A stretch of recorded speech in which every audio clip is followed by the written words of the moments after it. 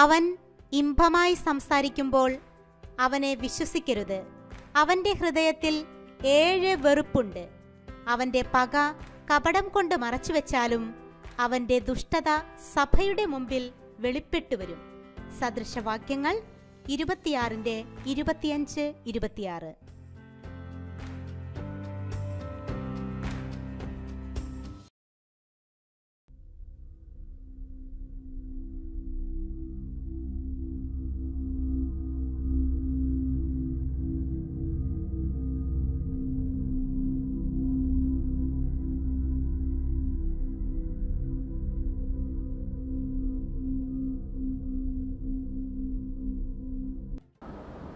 സത്യദൈവവും നിത്യജീവനുമായ യേശുക്രിസ്തുവിൻ്റെ നാമം മാത്രം എന്നേക്കും വാഴ്ത്തപ്പെടുമാറാകട്ടെ. കഴിഞ്ഞ വീഡിയോയ്ക്ക് നിങ്ങളെല്ലാവരും നൽകിയ പിന്തുണയ്ക്ക് ഞങ്ങൾ ഹൃദയത്തിൻ്റെ ഭാഷയിൽ നന്ദി അറിയിക്കുന്നു. ആ വീഡിയോയുടെ കമൻറ്റ് ബോക്സിൽ ഡോക്ടർ എൻ ഗോപാലകൃഷ്ണൻ യാതൊരു മറുപടിയും അർഹിക്കുന്നില്ല, അദ്ദേഹത്തെ പോലെയുള്ളവർക്ക് മറുപടി പറഞ്ഞ് സമയം കളയേണ്ടതില്ല എന്ന് ചില സഹോദരങ്ങൾ സ്നേഹബുദ്ധിയ കമൻ്റ് ഇടുകയുണ്ടായി. ഒരു വിധത്തിൽ നോക്കിയാൽ അവർ പറയുന്നത് 100% ശരിയാണ്. യാതൊരു റെഫറൻസുമില്ലാതെ വായിൽ തോന്നുന്നത് വിളിച്ചു പറയുകയും പച്ചക്കള്ളം മാത്രം പ്രചരിപ്പിക്കുകയും ചെയ്യുന്ന ഡോക്ടർ എൻ ഗോപാലകൃഷ്ണൻ യാതൊരു മറുപടിയും അർഹിക്കുന്നില്ല എന്ന് ഞങ്ങൾക്കറിയാം. എന്നിട്ടും ഞങ്ങൾ എന്തുകൊണ്ടാണ് ഇദ്ദേഹത്തിന് മറുപടി കൊടുക്കുവാൻ തീരുമാനിച്ചത് എന്ന് ചോദിച്ചാൽ, ഡോക്ടർ എൻ ഗോപാലകൃഷ്ണൻ പടച്ചുവിടുന്ന പച്ചക്കള്ളങ്ങൾ അന്ധമായി വിശ്വസിക്കുന്ന വലിയൊരു ജനസമൂഹം നമ്മുടെ ചുറ്റിലുമുണ്ട് എന്നുള്ളതുകൊണ്ടാണ്. സോഷ്യൽ മീഡിയയിൽ ക്രിസ്ത്യൻ സഹോദരങ്ങളെ വഴിതെറ്റിക്കുവാൻ ഇത്തരം വീഡിയോകളാണ് പല ആളുകളും, പ്രത്യേകിച്ച് ക്രൈസ്തവ വിരോധികൾ ഉപയോഗിക്കുന്നത്. 17-18 വയസ്സ് മാത്രം പ്രായമുള്ള ന്യൂ ജനറേഷൻ ക്രിസ്ത്യൻ കുട്ടികളെ ഇത്തരം വീഡിയോയുടെ ലിങ്ക് അയച്ചു കൊടുത്തിട്ട് വഴിതെറ്റിക്കുവാൻ അനേകർ ശ്രമിക്കുന്നുണ്ട്. എന്നിട്ട് അവർ പറയും, ഇതിനൊന്നും ഇതുവരെ ഒരു മറുപടിയും നൽകുവാൻ ക്രിസ്ത്യൻ നേതൃത്വം തയ്യാറായിട്ടില്ല. കാരണം അവർക്കറിയാം ഇതിന് മറുപടിയില്ല, ശ്രീ ഗോപാലകൃഷ്ണൻ പറയുന്ന സത്യമാണ് എന്ന്. ഇങ്ങനെയുള്ള പ്രസ്താവനകൾ ഈ കുട്ടികളിൽ ആശയക്കുഴപ്പം സൃഷ്ടിക്കുന്നുണ്ട്. എന്ന് മാത്രമല്ല, സോഷ്യൽ മീഡിയയിലെ ചർച്ചകളിൽ പല ആളുകളും ഇതുപോലെയുള്ള ലിങ്കുകൾ കൊണ്ടുവന്ന് ചർച്ച വഴിമാറ്റി വിടുവാൻ ശ്രമിക്കുന്നു. ഈ അടിസ്ഥാനരഹിതമായ ആരോപണങ്ങൾക്ക് മറുപടി പറയുവാൻ വേണ്ടി ക്രൈസ്തവ പക്ഷത്തുള്ള വക്താക്കൾ കുറേയേറെ സമയം ചിലവഴിക്കേണ്ടി വരികയും ചെയ്യുന്നു. എന്നാൽ ഇക്കൂട്ടരുടെ ആരോപണങ്ങൾക്ക് മറുപടിയായി സാക്ഷി ഇങ്ങനെയൊരു വീഡിയോ തയ്യാറാക്കി ഇട്ടാൽ അത്തരം സന്ദർഭങ്ങളിൽ ഈ വീഡിയോകളുടെ ലിങ്ക് കൊടുത്താൽ മതിയാകും. ഈ കാരണങ്ങളാലാണ് ഡോക്ടർ എൻ ഗോപാലകൃഷ്ണൻ യാതൊരു മറുപടിയും അർഹിക്കുന്നില്ല എന്ന് ഞങ്ങൾക്ക് ഉത്തമ ബോധ്യമുണ്ടായിട്ടും ഞങ്ങൾ അദ്ദേഹത്തിൻ്റെ വീഡിയോകൾക്ക് മറുപടി നൽകുവാൻ തീരുമാനിച്ചത്. ഡോക്ടർ ഗോപാലകൃഷ്ണൻ്റെ കള്ളക്കഥകൾ എന്തൊക്കെയാണെന്ന് നമുക്ക് തുടർന്ന് പരിശോധിക്കാം. ക്രിസ്ത്യാനികൾ കള്ളക്കഥ പ്രചരിപ്പിക്കുന്നുവെന്ന് നാഴികയ്ക്ക് 40 വട്ടം ആക്രോശിച്ചുകൊണ്ടിരിക്കുന്ന ശ്രീ ഗോപാലകൃഷ്ണന് ഞങ്ങൾ ക്രിസ്ത്യാനികളെ കുറ്റം പറയുവാൻ എന്തെങ്കിലും യോഗ്യതയുണ്ടോ എന്ന് നമുക്ക് പരിശോധിക്കാം. നമുക്ക് അദ്ദേഹത്തിൻ്റെ ചില വാക്കുകൾ കേൾക്കാം. അതിന് ഒരു വഴിയേ ഉള്ളൂ. നുണ പറയാത്തവൻ പതുക്കെ നുണ പറയുക. ഈ നുണ പറയൽ ശരിയാണോ? വ്യാവഹാരിക ജീവിതത്തില് ധർമ്മത്തെ സംരക്ഷിക്കാൻ ഇത് ചെയ്താലേ സാധിക്കുള്ളൂ എങ്കിൽ അത് ചെയ്യണം ധർമ്മപുത്രരെ. ഞാൻ വീണ്ടും പറയുന്നു, ആളുകൾ ക്രിസ്ത്യാനിയായിക്കൊണ്ടിരിക്കുന്നതിൽ തനിക്ക് യാതൊരു മനസമാധാനവുമില്ല എന്ന് ആവലാതി പറയുന്നതിൻ്റെ ഇടയിലാണ് ശ്രീ ഗോപാലകൃഷ്ണൻ ഈ വാക്കുകൾ പറയുന്നത്. ഇവിടെ ഡോക്ടർ എൻ ഗോപാലകൃഷ്ണൻ പറയാതെ പറയുന്ന ഒരു സത്യം, താൻ പ്രതിനിധാനം ചെയ്യുന്ന തത്വശാസ്ത്രത്തിന് നുണ പറഞ്ഞുവെങ്കിൽ മാത്രമേ നിലനിൽപ്പുള്ളൂ എന്നതാണ്. അപ്പോൾ ഡോക്ടർ എൻ ഗോപാലകൃഷ്ണൻ്റെ വാക്കുകൾ തൊണ്ട തൊടാതെ വിഴുങ്ങുന്ന അദ്ദേഹത്തിൻ്റെ ആരാധകരോട് ഞങ്ങൾക്ക് ചോദിക്കുവാനുള്ളത്, ഇദ്ദേഹം പറയുന്ന ഏത് കാര്യമാണ് സത്യം എന്ന് നിങ്ങൾക്ക് അറിയാം. ഇദ്ദേഹം പറയുന്നത് എങ്ങനെ നിങ്ങൾ വിശ്വസിക്കും? കാരണം വേണ്ടി വന്നാൽ നുണ പറയുന്ന ആളാണ് താൻ എന്ന് ശ്രീ ഗോപാലകൃഷ്ണൻ തന്നെയാണല്ലോ പറയുന്നത്. ഇങ്ങനെ യാഥാർത്ഥ്യവുമായോ ചരിത്രപരവുമായോ പുലബന്ധം പോലുമില്ലാത്ത പച്ചക്കള്ളങ്ങൾ പ്രചരിപ്പിച്ചാണ് ഡോക്ടർ ഗോപാലകൃഷ്ണൻ്റെ പൂർവികന്മാർ ഈ നാട്ടിൽ സർവാധികാരികളായതും ജനങ്ങളെ ചൂഷണം ചെയ്ത് ജീവിച്ചതും എന്ന സത്യം നമ്മൾ മറന്നു പോകരുത്. അപ്പോൾ നുണ പറഞ്ഞാലേ തനിക്ക് നിലനിൽപ്പുള്ളൂ എന്ന് ശ്രീ ഗോപാലകൃഷ്ണൻ പറയുന്നതിൽ വിശ്വസിക്കുന്നതിൽ അദ്ദേഹത്തെ കുറ്റം പറയുവാൻ കഴിയുകയില്ല. കാരണം തൻ്റെ പൂർവികന്മാർ കാണിച്ചു കൊടുത്തതും അദ്ദേഹത്തിൻ്റെ പാരമ്പര്യവും അതാണ്. എന്നാൽ ശ്രീ ഗോപാലകൃഷ്ണനും ഞങ്ങൾ ക്രിസ്ത്യാനികളും തമ്മിലുള്ള വ്യത്യാസം താങ്കളെപ്പോലെ നുണ പറഞ്ഞ് വിശ്വാസം പ്രചരിപ്പിക്കുകയും ആളെ കൂട്ടുകയും ചെയ്യേണ്ട ഗതികേട് ഞങ്ങൾ ക്രിസ്ത്യാനികൾക്കില്ല എന്നുള്ളതാണ്. ഞങ്ങൾ ഞങ്ങളുടെ രക്ഷിതാവും കർത്താവുമായി ഏറ്റുപറയുന്ന കർത്താവായ യേശുക്രിസ്തു ചരിത്ര പുരുഷനും ഞങ്ങൾ വിശ്വസിക്കുന്ന യേശുക്രിസ്തുവിൻ്റെ സുവിശേഷം ചരിത്രത്തിൽ അധിഷ്ഠിതവുമാണ്. അങ്ങനെയല്ല എന്ന് തെളിയിക്കുവാൻ ഞങ്ങൾ ശ്രീ ഗോപാലകൃഷ്ണനെ വെല്ലുവിളിക്കുന്നു. ഗോപാലകൃഷ്ണൻ്റെ നുണകൾക്ക് അടുത്ത ഉദാഹരണം നോക്കാം. ഞാൻ വീണ്ടും പറയുന്നു, ഗോപാലകൃഷ്ണൻ ബൈബിളിൽ ഇല്ലാത്തത് എന്തെങ്കിലും പറഞ്ഞിട്ടുണ്ടെങ്കിൽ നിങ്ങൾ പറയുന്ന ശിക്ഷ ഏറ്റുവാങ്ങാൻ ഗോപാലകൃഷ്ണൻ തയ്യാറാണ്. നിങ്ങൾ എല്ലാവരും പറയുന്നു, ഒരാൾ പറഞ്ഞാൽ മതി, ആ ശിക്ഷ ഏറ്റുവാങ്ങാൻ ഗോപാലകൃഷ്ണൻ തയ്യാറാണ്. ബൈബിളിൽ ഇല്ലാത്തതൊന്നും പറയുകയില്ല എന്ന് ആണയിട്ട് പറയുക മാത്രമല്ല, ആരെങ്കിലും ഒരാൾ അങ്ങനെ കാണിച്ചു തന്നാൽ പറയുന്ന എന്ത് ശിക്ഷയും ഏറ്റുവാങ്ങാൻ തയ്യാറാണ് എന്നും കൂടി ശ്രീ ഗോപാലകൃഷ്ണൻ ഇവിടെ പറയുന്നു. ആ ഒരാളായി ഞാൻ വരാം. താങ്കൾ ബൈബിളിൽ ഇല്ലാത്തത് പറഞ്ഞു എന്ന് തെളിയിക്കുന്ന ഭാഗം ആ വീഡിയോയിലുണ്ട്. ഈ വീഡിയോയുടെ അടുത്ത ഭാഗം ഒന്ന് കേട്ടു നോക്കാം. യേശുക്രിസ്തു പറഞ്ഞു, ഞാൻ നിങ്ങളെ ജനങ്ങളുടെ മധ്യത്തിലേക്ക് വിടുന്നത് നിങ്ങളുടെ മനസ്സില് സർപ്പത്തിന്റെ വിഷവും നിങ്ങളുടെ ശരീരം മാടപ്രാവിന്റെ നിഷ്കളങ്കതയുമുള്ളതായിരിക്കണം. യേശുവിന്റെ വരിയാണ്. ഈ പറഞ്ഞ വരി ബൈബിളിൽ നിന്നും കാണിച്ചു തരുവാൻ ഞങ്ങൾ ക്രിസ്ത്യാനികൾ ശ്രീ ഗോപാലകൃഷ്ണനെ വെല്ലുവിളിക്കുന്നു. ഇവിടെ നമുക്ക് ശ്രീ ഗോപാലകൃഷ്ണനെക്കുറിച്ചുള്ള യാഥാർത്ഥ്യം മനസ്സിലാക്കുവാൻ സാധിക്കും. ഒന്നാമതായി, താങ്കൾക്ക് ദൈവവചനമായ ബൈബിളിനെക്കുറിച്ച് യാതൊരു ധാരണയും ഇല്ലാത്ത വ്യക്തിയാണ്. ബൈബിളിൽ എന്താണ് പറയുന്നതെന്നോ എങ്ങനെയാണ് പറയുന്നതെന്നോ അദ്ദേഹത്തിന് യാതൊരു ബോധ്യവുമില്ല. അറിയാത്ത വിഷയത്തെക്കുറിച്ച് ആധികാരികമായി സംസാരിക്കുന്നത് ശ്രീ ഗോപാലകൃഷ്ണൻ്റെ സഹജ സ്വഭാവമായതുകൊണ്ടും താങ്കളെ താങ്കളാക്കുന്നത് ആ വ്യക്തിവിശേഷമായതുകൊണ്ടും ഞങ്ങൾ താങ്കളെ അതിൽ കുറ്റപ്പെടുത്തുന്നില്ല. രണ്ടാമതായി, ക്രിസ്ത്യാനികളെക്കുറിച്ചും ബൈബിളിനെക്കുറിച്ചും പച്ചക്കള്ളം പറയുവാൻ മടിയില്ലാത്ത ആളാണ് ശ്രീ ഗോപാലകൃഷ്ണൻ. ഇല്ലാത്തത് ഉണ്ടാക്കി പറയുന്നത് താങ്കളുടെ പാരമ്പര്യമായതുകൊണ്ടും ഞങ്ങളത് സഹിച്ചു. എന്നാൽ ഞങ്ങളുടെ കർത്താവായ യേശുക്രിസ്തുവിനെക്കുറിച്ച് ഇല്ലാത്തത് പറഞ്ഞാൽ ഞങ്ങൾ ക്രിസ്ത്യാനികൾ അതിന് മറുപടി പറയും. താങ്കളെപ്പോലെ നുണ പറഞ്ഞുകൊണ്ടല്ല എന്ന് മാത്രം. താങ്കൾ ഈ വീഡിയോയിൽ പറയുന്നത് പോലെ ശിക്ഷയൊന്നും ഏറ്റുവാങ്ങണമെന്ന് ഞങ്ങൾ ക്രിസ്ത്യാനികൾ പറയുകയില്ല. കാരണം താങ്കൾ കൂടെ ഈ വീഡിയോയിൽ ഉദ്ധരിക്കുന്ന മത്തായിയുടെ സുവിശേഷം 5-ാം അധ്യായം 14-ാം വാക്യത്തിൽ ഞങ്ങളുടെ ഗുരുവും രക്ഷിതാവുമായ യേശുക്രിസ്തു ഞങ്ങളെ പഠിപ്പിച്ചിരിക്കുന്നത് നിങ്ങളുടെ ശത്രുക്കൾക്ക് വേണ്ടി പ്രാർത്ഥിപ്പിൻ, നിങ്ങളെ ഉപദ്രവിക്കുന്നവർക്ക് വേണ്ടി പ്രാർത്ഥിപ്പിൻ എന്നാണ്. മത്തായിയുടെ സുവിശേഷം താങ്കൾ ഒരു പ്രാവശ്യമെങ്കിലും വായിച്ചിരുന്നുവെങ്കിൽ ഇതുപോലെയുള്ള മണ്ടത്തരവും അസംബന്ധവും കള്ളത്തരവും താങ്കൾ പറയുകയില്ലായിരുന്നു. ശ്രീ ഗോപാലകൃഷ്ണൻ താങ്കളുടെ പ്രത്യാശ ശാസ്ത്രത്തെക്കുറിച്ച് ഇല്ലാത്തത് ഉണ്ടാക്കി പറയുകയോ നുണ പറയുകയോ എന്തു വേണമെങ്കിലും ചെയ്തോ ഞങ്ങൾക്ക് പ്രശ്നമില്ല. കാരണം ഓരോരുത്തർക്കും ഉള്ളത് മാത്രമല്ലേ പറയുവാനും പ്രയോഗിക്കുവാനും കഴിയും. മത്തായി എഴുതിയ സുവിശേഷം 5-ാം അധ്യായം 11-ാം വാക്യത്തിൽ ഞങ്ങളുടെ കർത്താവായ യേശുക്രിസ്തു മറ്റൊരു കാര്യം കൂടെ പറഞ്ഞിട്ടുണ്ട് സാറേ. നിങ്ങളെ പഴിക്കുകയും ഉപദ്രവിക്കുകയും നിങ്ങളെക്കൊണ്ട് എല്ലാ തിന്മയും കളവായി പറയുകയും ചെയ്യുമ്പോൾ നിങ്ങൾ ഭാഗ്യവാന്മാർ. അതുകൊണ്ടാണ് ഞങ്ങൾ ക്രിസ്ത്യാനികൾ ശ്രീ ഗോപാലകൃഷ്ണനെ പോലെയുള്ളവർ ഇല്ലാത്തത് പ്രചരിപ്പിക്കുമ്പോൾ കുറുവടി എടുക്കാത്തതും പള്ളി പൊളിക്കാത്തതും ലഹളയുണ്ടാക്കാത്തതും എന്ന് താങ്കൾ മനസ്സിലാക്കണം. ഈ യേശുക്രിസ്തുവിൻ്റെ ജീവിതവും ഉപദേശവും മനസ്സിലാക്കി അതിൽ ആകൃഷ്ടനായതുകൊണ്ടുമാണ് ഞാൻ ക്രിസ്ത്യാനിയായതും യേശുക്രിസ്തുവിനെ പിൻപറ്റുന്നതും. യേശുക്രിസ്തുവിനെ പോലെ പിൻപറ്റുവാൻ യോഗ്യനായ ആരാധ്യനായ ഒരു ഗുരുവിനെയോ ഒരു ദൈവത്തെയോ കാണിച്ചു തരുവാൻ ഞങ്ങൾ ശ്രീ ഗോപാലകൃഷ്ണനെ വെല്ലുവിളിക്കുന്നു. ശ്രീ ഗോപാലകൃഷ്ണൻ ബൈബിളിൽ ഇല്ലാത്തത് പറയുന്നു എന്ന് മാത്രമല്ല, ബൈബിളിൽ ഉള്ളത് ഇല്ലെന്ന് പറയുന്ന ആളുമാണ്. നമുക്ക് അദ്ദേഹത്തിൻ്റെ വാക്കുകൾ കേട്ടു നോക്കാം.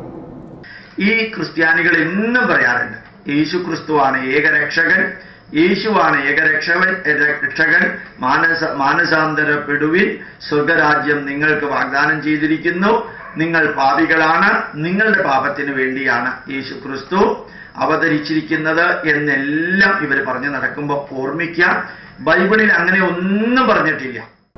ഇവിടെ ഇദ്ദേഹം പറയുന്നത് ക്രിസ്ത്യാനികൾ നിങ്ങളുടെ അടുത്ത് വന്ന് പറയും യേശുക്രിസ്തു ഏകരക്ഷകൻ, മാനസാന്തരപ്പെടുവിൻ, സ്വർഗരാജ്യം നിങ്ങൾക്ക് വാഗ്ദാനം ചെയ്തിരിക്കുന്നു, നിങ്ങൾ പാപികളാണ്, നിങ്ങളുടെ പാപത്തിന് വേണ്ടിയാണ് യേശുക്രിസ്തു അവതരിച്ചിരിക്കുന്നത് എന്നല്ല.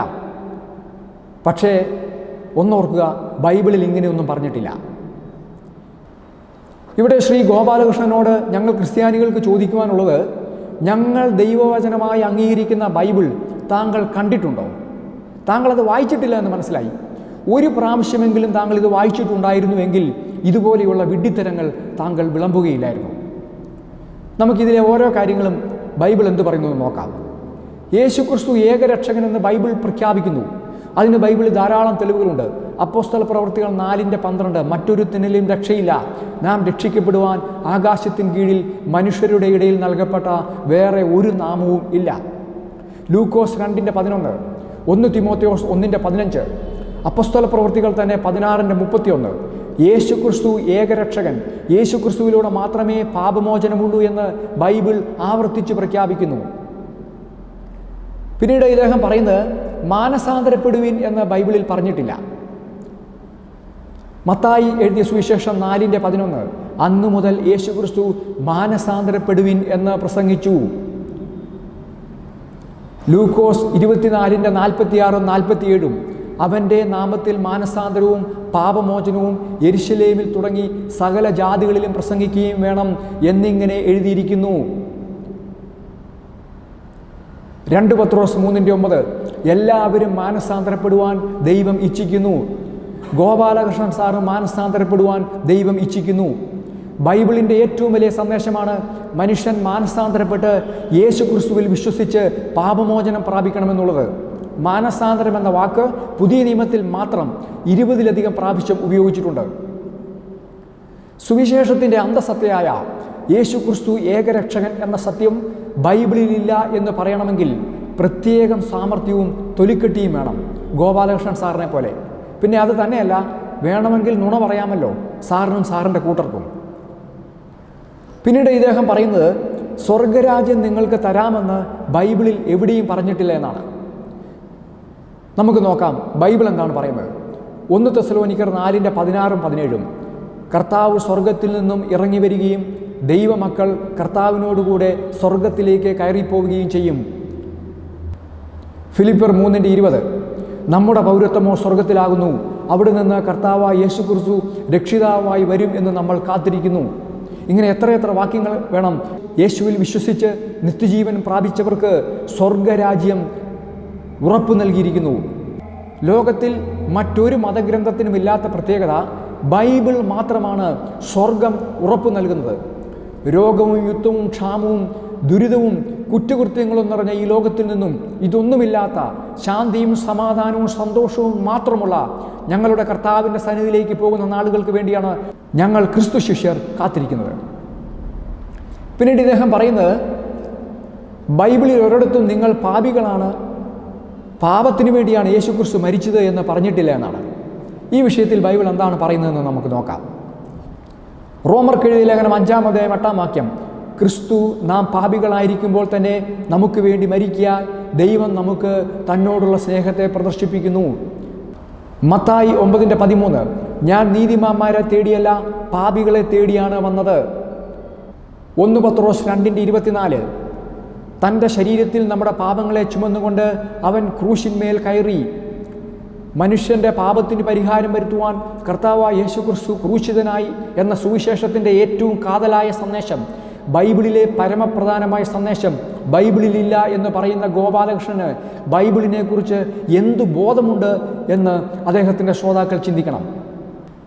പാപികളെ തേടി വന്ന, പാപികൾക്ക് വേണ്ടി ജീവൻ വെടിഞ്ഞ മറ്റേതെങ്കിലും ഒരു അവതാര പുരുഷനെ കാണിച്ചു തരുവാൻ ശ്രീ ഗോപാലകൃഷ്ണന് സാധിക്കുമോ?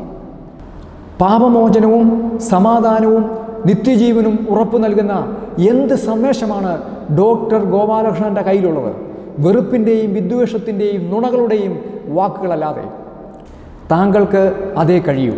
കാരണം ദൈവസേവയും ദൈവപ്രീതിയും മതത്തിൻ്റെയും ആചാരത്തിൻ്റെയും പേരിൽ താങ്കളെപ്പോലെയുള്ള ഉന്നത ജാതിക്കാരനെ മാത്രം കുത്തകാവകാശമായി വെക്കുകയും ആ ഉന്നത ജാതിക്കാരാൽ ഹീനജാതിക്കാരെന്ന് മുദ്രകുത്തപ്പെട്ടവർക്ക് അപ്രാപ്യമാക്കി വെക്കുകയും ചെയ്ത ഒരു മ്ലേച്ഛ സംസ്കാരത്തിൻ്റെ വക്താവും പ്രതിനിധിയുമാണ് താങ്കൾ. ശ്രീ ഗോപാലകൃഷ്ണൻ ബൈബിളിനെ കുറിച്ച് കള്ളം പറയുന്നു എന്നതിന് മറ്റൊരു തെളിവ് നോക്കാം.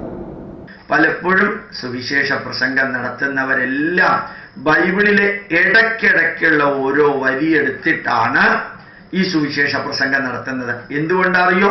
മറ്റുള്ള വരികളെല്ലാം വായിച്ചാൽ ശരിക്ക് ആ ബൈബിളിലുള്ള അബദ്ധങ്ങളും തെറ്റുകളും ശുദ്ധ അസംബന്ധങ്ങളും എല്ലാം പുറത്തേക്ക് വരും. ഇവിടെ ശ്രീ ഗോപാലകൃഷ്ണൻ പറയുന്നത് സുവിശേഷം പ്രസംഗിക്കുന്നവർ ഇടയ്ക്കിടയ്ക്കുള്ള വരികൾ എടുത്തിട്ടാണ് പ്രസംഗിക്കുന്നത്. കാരണം മുഴുവൻ വായിച്ചാൽ ബൈബിളിലുള്ള അസംബന്ധങ്ങളെല്ലാം പുറത്തേക്ക് വരും.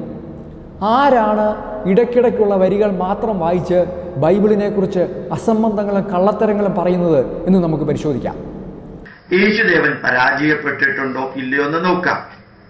യേശു സ്വന്തം ശിഷ്യരെ കൊണ്ടുപോലും തനിക്കു വേണ്ടി, അതായത് ഗുരുവിന് വേണ്ടി ഒരു ചെറിയ കാര്യം ചെയ്യിക്കാൻ പോലും കഴിവുള്ളവനായിരുന്നില്ല. കാരണം പത്രോസ് തന്നെ യേശുവിനെ അറിയില്ലെന്ന് ആണയിട്ട് 3 പ്രാവശ്യം പറഞ്ഞു. ഒരു ഗുരുവിന് യേശുവിന്റെ ശിഷ്യൻ പീലാത്തോസ് പോലെയുള്ളവരുടെ മുമ്പില്, ജൂത പുരോഹിതന്മാരുടെ മുമ്പില് ഇവനെ നിനക്കറിയോ എന്ന് ഒരു ഗുരുവിനെ കുറിച്ച് ചോദിച്ചപ്പോ പത്രോസ് 3 പ്രാവശ്യം പറഞ്ഞു എനിക്കറിഞ്ഞൂടാ. അപ്പൊ സ്വന്തം ശിഷ്യരിൽ പോലും നന്മ നിറഞ്ഞ സത്യം പറയാനുള്ള ധീരത ഉണ്ടാക്കാൻ പറ്റാത്ത യേശു എങ്ങനെ നിങ്ങളിൽ ധർമ്മബോധം വളർത്തും എന്ന് ചിന്തിച്ചു നോക്കാം. ഇവിടെ ഇദ്ദേഹം പറയുന്നത് യേശു ക്രിസ്തു പരാജയപ്പെട്ടവനാണ്. കാരണം പത്രോസ് 3 പ്രാവശ്യം യേശുവിനെ തള്ളിപ്പറഞ്ഞു. സ്വന്തം ശിഷ്യനെ കൊണ്ട് പോലും സത്യം പറയിപ്പിക്കുവാൻ സാധിക്കാത്ത യേശു ക്രിസ്തു എങ്ങനെയാണ് ഒരു ഗുരുവാകുന്നത്? ആ യേശുവിന് എങ്ങനെയാണ് നിങ്ങളിൽ ധർമ്മബോധം ഉണ്ടാക്കുവാൻ കഴിയുന്നത്? ആരാണ് ഇടയ്ക്കിടയ്ക്കുള്ള വരികൾ വായിച്ച് ജനങ്ങളെ തെറ്റിദ്ധരിപ്പിക്കുന്നതെന്ന് നമുക്ക് പരിശോധിക്കാം. പത്രോസ് യേശു ക്രിസ്തുവിനെ തള്ളിപ്പറയുന്നതിന് മുൻപ് അനേക വരികൾ ബൈബിളിലുണ്ട്. അത് നമുക്ക് ഓരോന്നായി വായിക്കാം. ലൂക്കോസ് 5-ാം അധ്യായം നമ്മൾ വായിക്കുമ്പോൾ പത്രോസ് തൻ്റെ സകലവും ഉപേക്ഷിച്ച് യേശു ക്രിസ്തുവിനെ പിൻപറ്റുന്നത് കാണാം. പുതിയ നിയമത്തിലെ മറ്റു സുവിശേഷ പുസ്തകങ്ങളുടെ എഴുത്തുകാരും ഇത് വിശദീകരിക്കുന്നുണ്ട്. മത്തായി എഴുതിയ സുവിശേഷം 26:34 പത്രോസ് യേശുക്രിസ്തുവിനെ 3 പ്രാവശ്യം തള്ളിപ്പറയുമെന്ന് യേശുക്രിസ്തു തന്നെ മുൻകൂട്ടി പറഞ്ഞിരിക്കുന്നത് കാണുവാൻ സാധിക്കും. അതിൻ്റെ അർത്ഥം ഇത് യേശുക്രിസ്തു ഒട്ടും പ്രതീക്ഷിക്കാതെ നടന്ന ഒരു സംഭവമല്ല. 4 സുവിശേഷങ്ങളും ഇത് വ്യക്തമായി പറയുന്നുണ്ട്. പത്രോസ് യേശുക്രിസ്തുവിനെ തള്ളിപ്പറഞ്ഞ വരികൾ ശ്രീ ഗോപാലകൃഷ്ണൻ വലിയ കാര്യമായി പൊക്കിക്കൊണ്ടുവരുന്നുണ്ട്. പക്ഷേ അതിനുശേഷമുള്ള സംഭവങ്ങൾ പറയുന്ന വരികളൊന്നും അദ്ദേഹം പറയുന്നില്ല. ഗോപാലകൃഷ്ണൻ സാറിൻ്റെ ഭാഷയിൽ ഇടയ്ക്കിടയ്ക്കുള്ള വരികൾ വായിച്ച് അബദ്ധം പറയാതെ നമുക്ക് തുടർന്നുള്ള വരികളും കൂടെ വായിച്ചു നോക്കാം. മത്തായി എഴുതിയ സുവിശേഷം 26:75 പത്രോസ് യേശുക്രിസ്തുവിനെ തള്ളിപ്പറഞ്ഞതോർത്ത് അതിദുഃഖത്തോടെ കരയുന്നു. യോഹന്നാൻ എഴുതിയ സുവിശേഷം 21-15 അധ്യായം 15 മുതൽ 17 വരെ കാണുന്നത് ഉയർത്തെഴുന്നേറ്റ യേശുവിനോട് 3 പ്രാവശ്യം ഞാൻ നിന്നെ സ്നേഹിക്കുന്നു എന്ന് പത്രോസ് പറയുന്നു. 3 പ്രാവശ്യം തന്നെ തള്ളിപ്പറഞ്ഞ പത്രോസിനെ കൊണ്ട് 3 പ്രാവശ്യം ഞാൻ നിന്നെ സ്നേഹിക്കുന്നു എന്ന് പറയിപ്പിച്ച യേശുക്രിസ്തു എങ്ങനെയാണ് പരാജയപ്പെട്ടത്? ചരിത്രം അവിടെ കൊണ്ടും തീർന്നില്ല. ബൈബിളിൽ ഇനിയും വരികളുണ്ട്. അപ്പോസ്തല പ്രവൃത്തികൾ 2-ാം അധ്യായത്തിൽ ഈ പത്രോസ് യേശുക്രിസ്തുവിൻ്റെ സുവിശേഷം പ്രസംഗിക്കുകയും ഒറ്റ പ്രസംഗത്തിൽ 3000 പേർ ക്രിസ്ത്യാനികളാകുകയും ചെയ്തു. തന്നെ തള്ളിപ്പറഞ്ഞ പത്രോസിനെ കൊണ്ട് തൻ്റെ സുവിശേഷം പ്രസംഗിപ്പിക്കുകയും 3000 പേർ വിശ്വസിക്കുവാൻ ഇടയാക്കുകയും ചെയ്ത യേശുക്രിസ്തു എങ്ങനെയാണ് പരാജയപ്പെട്ടത്? അതിനുശേഷവും ബൈബിളിൽ വരികളുണ്ട്. അപ്പോസ്തല പ്രവൃത്തികൾ 4-ാം അധ്യായത്തിൽ യേശുക്രിസ്തുവിനെ പ്രസംഗിക്കുന്നത് കണ്ട യഹൂദമത നേതാക്കൾ പത്രോസിൻ്റെ ധൈര്യം കണ്ട് ആശ്ചര്യപ്പെട്ടു പോയി. അതേ അധ്യായം 18-ാം വാക്യത്തിൽ ഗോപാലകൃഷ്ണനെ പോലെ ക്രിസ്ത്യാനികളോട് അസൂയ പൂണ്ട മത നേതാക്കൾ സുവിശേഷം പ്രസംഗിക്കുന്നതിനെ എതിർത്തപ്പോൾ പത്രോസ് പറഞ്ഞ മറുപടി ഞങ്ങൾ കണ്ടും കേട്ടുമുള്ളത് പ്രസംഗിക്കാതിരിക്കുവാൻ കഴിയുകയില്ല എന്നാണ്. ഇത് തന്നെയാണ് ഞങ്ങൾ ക്രിസ്ത്യാനികൾക്ക് ഗോപാലകൃഷ്ണനോടും കൂട്ടാളികളോടും പറയുവാനുള്ളത്. ഞങ്ങൾ കണ്ടെത്തിയ ഈ യേശുക്രിസ്തുവിനെ പ്രസംഗിക്കാതിരിക്കുവാൻ ഞങ്ങൾക്ക് കഴിയുകയില്ല. 5-ാം അധ്യായത്തിൽ സുവിശേഷം പ്രസംഗിച്ചതിൻ്റെ പേരിൽ ദേഹോപദ്രവം ഏറ്റപ്പോൾ യേശുക്രിസ്തുവിന് വേണ്ടി അപമാനം സഹിക്കുവാൻ കഴിഞ്ഞതിൽ സന്തോഷിക്കുന്ന പത്രോസിനെ നമുക്ക് കാണാം. അതുകൊണ്ടും ചരിത്രം തീർന്നില്ല. യേശുക്രിസ്തുവിനെ 3 പ്രാവശ്യം തള്ളിപ്പറഞ്ഞ പത്രോസിനെ കൊണ്ട് 2 പുസ്തകങ്ങൾ ബൈബിളിൽ എഴുതിപ്പിക്കുക കൂടെ ചെയ്തു കർത്താവായ യേശുക്രിസ്തു. ഒന്നാമത്തെ പുസ്തകം എഴുതിയത് തന്നെ നീറോ ചക്രവർത്തിയുടെ കാലത്ത് ക്രൂരമായ പീഡനങ്ങളിലൂടെ കടന്നുപോയ ക്രിസ്ത്യാനികളോട് നിങ്ങൾ കർത്താവായ യേശുക്രിസ്തുവിനെ മുറുകെ പിടിച്ചുകൊണ്ട് ജീവിക്കുകയും എതിർപ്പുകളുടെയും നടുവിലും അവനെ പ്രസംഗിക്കുകയും വേണം എന്ന് ഉത്സാഹിപ്പിച്ചുകൊണ്ട് എഴുതിയതാണ്. യേശുക്രിസ്തുവിനെ തള്ളിപ്പറഞ്ഞ സംഭവത്തിന് ശേഷം 30 വർഷങ്ങൾ കഴിഞ്ഞാണ് പത്രോസ് തൻ്റെ പുസ്തകങ്ങൾ എഴുതിയത്. അതിലെ ചില വരികൾ ഞാൻ ശ്രീ ഗോപാലകൃഷ്ണനെ വായിച്ചു കേൾപ്പിക്കാം. 1 പത്രോസ് 4:13 ക്രിസ്തുവിൻ്റെ കഷ്ടങ്ങൾക്ക് പങ്കുള്ളവരാകുന്തോറും സന്തോഷിച്ചുകൊള്ളുവിൻ. 4:14 ക്രിസ്തുവിൻ്റെ നാമം ഹേതുവായി നിന്ന സഹിക്കേണ്ടി വന്നാൽ നിങ്ങൾ ഭാഗ്യവാന്മാർ. ഏറ്റവും ഒടുവിൽ യേശുക്രിസ്തുവിന് വേണ്ടി രക്തസാക്ഷിയായി കൊല്ലപ്പെടുകയായിരുന്നു പത്രോസ്. അപ്പോൾ ഡോക്ടർ എൻ ഗോപാലകൃഷ്ണൻ മനസ്സിലാക്കേണ്ടത് യേശുക്രിസ്തുവിനെ 3 പ്രാവശ്യം തള്ളിപ്പറഞ്ഞ പത്രോസ് കർവാപ്പസി നടത്തി വീട്ടിലേക്ക് തിരിച്ചു പോവുകയല്ല ചെയ്തത്. സുവിശേഷ വിരോധികളുടെയും എതിർപ്പുകളുടെയും നടുവിൽ ഞങ്ങളുടെ കർത്താവിന് വേണ്ടി നിൽക്കുവാൻ ഉത്സാഹിപ്പിക്കുന്നതാണ് പത്രോസിൻ്റെ വാക്കുകളും ജീവിതവും. 3 പ്രാവശ്യം തന്നെ തള്ളിപ്പറഞ്ഞ പത്രോസിനെ കൊണ്ട് 3 പ്രാവശ്യം ഞാൻ നിന്നെ സ്നേഹിക്കുന്നുവെന്ന് പറയിപ്പിക്കുകയും ഒരൊറ്റ പ്രസംഗത്തിലൂടെ 3000 പേരെ ക്രിസ്ത്യാനികളാക്കി മാറ്റുകയും 2 പുസ്തകങ്ങൾ എഴുതിക്കുകയും രക്തസാക്ഷിയായി മാറുകയും ചെയ്യത്തക്ക നിലയിൽ പത്രോസിനെ അടിമുടി മാറ്റിമറിച്ച യേശുക്രിസ്തു അല്ല പരാജയപ്പെട്ടത്. യേശുക്രിസ്തുവിനെ ശരിയായി മനസ്സിലാക്കുവാൻ കഴിയാതെ പോയ ശ്രീ ഗോപാലകൃഷ്ണനാണ് ഇവിടെ പരാജയപ്പെട്ടത്. ഇവിടെ നമ്മൾ മനസ്സിലാക്കേണ്ടത് ബൈബിളിനെക്കുറിച്ചും ക്രിസ്ത്യാനികളെക്കുറിച്ചും പച്ചക്കള്ളം പറയുവാൻ മടിയില്ലാത്ത ഗോപാലകൃഷ്ണൻ അർത്ഥസത്യങ്ങളും വ്യാജ വിവരങ്ങളും നൽകി ആളുകളെ തെറ്റിദ്ധരിപ്പിക്കുകയാണ് ചെയ്യുന്നത്. ഡോക്ടർ ഗോപാലകൃഷ്ണൻ്റെ വാക്കുകൾ തൊണ്ട തൊടാതെ വിഴുങ്ങണോ എന്ന് ഈ നാട്ടിലുള്ള സുഹൃത്തുക്കൾ ചിന്തിക്കുകയും സത്യം കണ്ടെത്തുവാൻ ശ്രമിക്കുകയും വേണം. ഇല്ല എങ്കിൽ ഇനിയും ഇവരെ പോലെയുള്ളവരുടെ ചതിക്കുഴിയിൽ നിങ്ങൾ വീഴും. ദൈവം നിങ്ങളെ സഹായിക്കട്ടെ.